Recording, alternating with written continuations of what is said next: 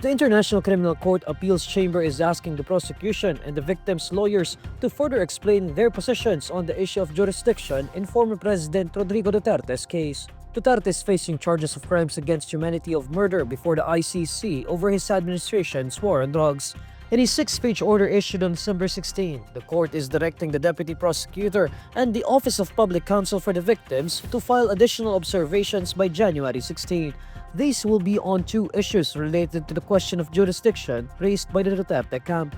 The appeals chamber seeks to determine the effect and consequences of specific Rome Statute articles and how these provisions interact with each other on the issue of jurisdiction. The Rome Statute is the 2002 framework that established the ICC. Article 12 states the preconditions to the ICC's exercise of jurisdiction, while Article 13 sets out when the court may exercise jurisdiction. On the other hand, Article 127 outlines the continuing obligation of a state even after leaving the ICC fold.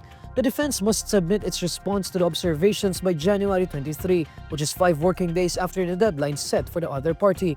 The latest court directive on Duterte's case in the ICC is a response to the appeal against the jurisdiction ruling that the defense filed on November 14.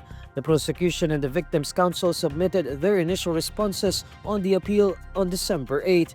On October 23, the pretrial chamber 1 affirmed that the ICC has authority to prosecute and hold Duterte in custody. Families of drug war victims welcomed this much-awaited ruling on jurisdiction as it could pave the way for a full-blown trial should pre-trial hearings proceed. They said it could also resolve other issues related to the case.